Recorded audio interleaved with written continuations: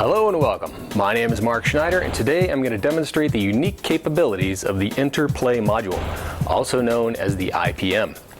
The IPM allows you to trigger specific video content loaded on our line of media players and trigger common DVD functions on our line of industrial DVD players. These functions are triggered with a simple dry contact, so it can be something like a mechanical button, a motion sensor, or our exclusive wave-to-play device. It can be really used with any device that allows you to connect two wires together. Currently, the IPM is compatible with our VP68, our VP71, and the VP77 media players. It is also compatible with our industrial DVD player, the HD2600. I will first demonstrate how the IPM connects and controls each of our digital media players.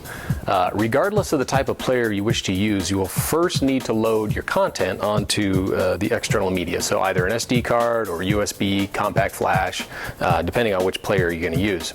I've prepared 3 sample videos here on my iMac. You can, of course, use a PC. So I have 3 videos. So I have the fish tank aquarium video, I have a menu video, and I have a shuttle launch video. So renaming the files is as simple as naming them 000, 001, 002. And the identifiers are simply 000 is the menu, which is just going to loop over and over and over and over until one of the buttons is pressed or the contacts are made. 001 is simply the first button or the first set of contacts that are made. 002, second button, second set of contacts, and so on. So let's go ahead and rename these first. I'm going to start with the menu. I'm just going to change the name of the menu. I'm going to label that 000. And now let's move up to the fish tank aquarium. I'm going to go ahead and label that 001. And as you can see, the extension at the end doesn't matter as long as it's compatible with the player. It can be an MOV, MP4, MPEG, doesn't matter. So last video here is the shuttle launch. Let's go ahead and change that to 002.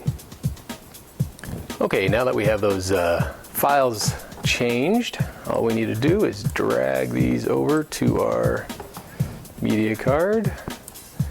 For this example, I'm going to be using the VP71, so I'm going to load it to a SD card, and as soon as that's done copying over, I'm just going to eject the card and we're going to connect it to the VP71. Okay, now we're ready to connect the VP71 to your television, and we're also going to connect to the IPM board. You can pretty much plug these in any order you like. I'm just going to choose this certain process here. First, I'm going to connect the HDMI cable. You can use, of course, the VGA or the composite video. HDMI is going to give you the best quality out, so we're going to use that for this demonstration. Now I'm going to connect the IPM board with the phone cable, and the other end is going to connect to the back of the player. And lastly, I need to just plug in my power, and the player will start up. As you can see here, I have a sample button connected to the board here. Obviously, you could hook up to 8 different buttons. You can have 8 different video tracks. I'm just simply connecting one here to demonstrate how the video triggers video file number 1, and then I'll use the actual physical buttons on the board itself to trigger video number 2. So the player will boot up, and if there was a media card loaded, it would just start playing. Before you want to make sure that your player is set properly. The various players are going to have different ways to get them into what we call the menu mode. Check the owner's manual on the specific player. I've already set this player up. On this one specifically, there is a menu mode and a repeat mode. Menu mode is the mode we use for this type of feature where we have the IPM connected to it. So as you can see, when we start up the player here, we basically just have a looping video, and this video is just going to loop over and over. So if it's a 1-minute video or a 10-minute video, it doesn't matter. It's just going to continuously loop and loop and loop until one of the buttons is pressed or some type of dry contact. So video number 1 we renamed as the fish tank video, which is connected to this button here. So when I press this button here, basically it's going to start playing the fish tank video. Now, depending on the bit rate and so on, there could be a 1-second delay, there could be a 2-second delay, but it's pretty instantaneous. Same goes with the second video we have the shuttle video. If I had a button connected, I could press that, but all I need to do is press button number 2 on the board here, and it's going to play the shuttle video. So one thing to keep in mind is as a video is playing, at any time if you press that same button again, it will start the video over. Or if you press another button for a different video, it will start that video. Also keep in mind that the videos only play once, and then they go back to the menu screen, and they just loop and loop and loop until there's some other type of dry contact. I will now connect the IPM to the HD 2600 DVD player.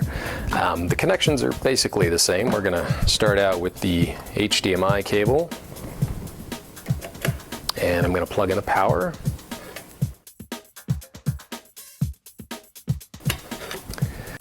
Now the IPM board is physically the same, it's just loaded with different firmware, and there is a different cable. On this board there is a 3.5 millimeter jack, and that's going to plug into the IR port back here, infrared port. Now that we have the IPM connected to the HD 2600, we can control most of the functions on the remote control directly on the board, or however many buttons we decide to connect. One of the most common applications for this is where you have a DVD with just a looping menu and you have just a single play button on there. And then you have just a basic play button in whatever location you have. And once they press that, it basically is doing the same thing as pressing the play on the remote. It's triggering the video and playing it.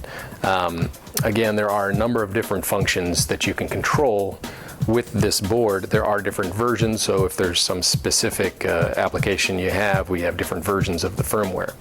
The default IPM control board for the HD 2600 allows you to control rewind, play and pause, fast forward, chapter back, chapter forward, stop, power on and off, and eject.